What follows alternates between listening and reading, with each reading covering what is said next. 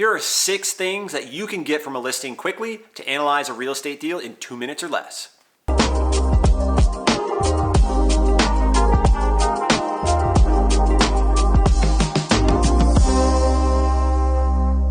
What's up, everybody? My name is Zach. Welcome to the Phipps Brittain Real Estate YouTube channel. I'm a local real estate agent and investor in Waterloo Region, and in this video I wanted to talk about the variables that you're going to need to know in order to quickly analyze a real estate deal as an investor.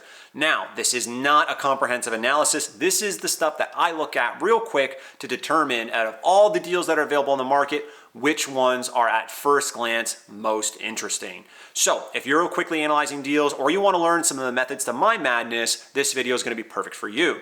If you like what you see and you want more real estate content just like this, make sure you hit the subscribe button and drop us a like. We love the support and appreciate all of it. Now, let's get into the very first thing that you can quickly find on any listing to analyze that deal. The first thing is the purchase price. What are they asking? We're going to need to know the asking price of the property first before we start analyzing everything else. The second variable that we can find really quickly on any listing is how many units there are in the prospective property. Now that we know the purchase price or the asking price and we know how many units there are, we can do a quick calculation for the cost per unit. This is the very first calculation you can do to start understanding the value of the property. This will give me a good indication on, is this property on the higher end or on the lower end on a cost per door basis. From there, I can start to better understand if there's value to be had or if it's straight up overpriced. The third thing that we're going to want to find out is the rental income. On some listings, this information will be readily available. If you see listings that are using projected income, be very cautious. Ask your local real estate agent or your local real estate investor you're working with to confirm on their own projections. I wouldn't trust most listing projections. So contact the listing agent directly, but what we do for all of our clients, we already have that information readily available. If not, we contact the listing agent directly to get a better understanding of what the rental income actually is. Furthermore, the nature of it. Is it on lease? Is it month to month? Is there laundry income, storage income, additional parking income, or other sources of income associated with purchasing and owning this property? If so, we're going to want to know about that. Fourth thing we're going to need to find out is going to be the expenses of the property. Most agents that are listing multi-units or most sellers are going to have their expenses and their income sources all in one file, but it's always helpful to ask for both of them at the same time if they're not readily available. What I will caution you on is if they are going for projections on expenses, take those with a grain of salt. Use your own projections or work with an experienced real estate agent and investor like myself so that you can better understand how accurate those projections may be. Now that we have all of our expenses and our income for the particular property, we can calculate our fifth variable to look at listings quickly, and this is going to be your cap rate. Cap rate is going to be your net operating income divided by the purchase price or the value of the asset.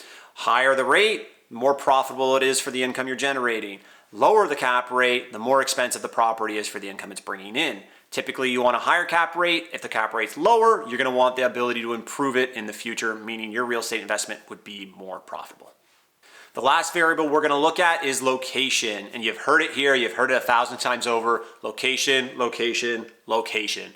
Now, I cannot pick up a building and move it just yet. It doesn't make sense, but we have a lot of context to quickly analyze this deal now. We have the cost per door, the asking price, the cap rate, the income, and all the expenses. Now we can adjust all of those expectations and the validity of those variables based on the location. For a premium area, you're probably going to pay a little bit of a higher purchase price for the rents that you're getting because it's supposed to generate more income in the long term and likely appreciate better than less desirable areas.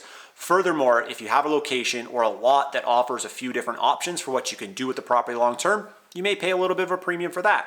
But what's most important here is if you are not familiar with the local market, if you do not know the locations in the areas very well, make sure you're working with a local professional that has experience in those types of deals in the locations that you're looking in. They will be able to advise you properly on which areas are worth targeting and which areas may be worth paying less or more for, depending on your goals and your capacity. So make sure you connect a local professional so you get a good property at the right price in the right location.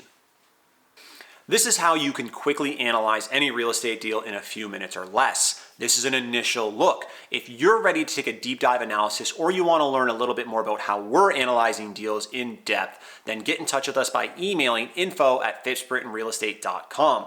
We can set up an introductory call or even a meeting to go through some deals you're looking at live. This will help you better analyze deals and make a smart investment for your next purchase. For everybody else, if you want to cheer from the sidelines and support us and watch more great real estate content, make sure you smash that subscribe button and leave us a like. It helps more awesome real estate investors just like yourself find our great content. Until next time, guys, we'll see you soon.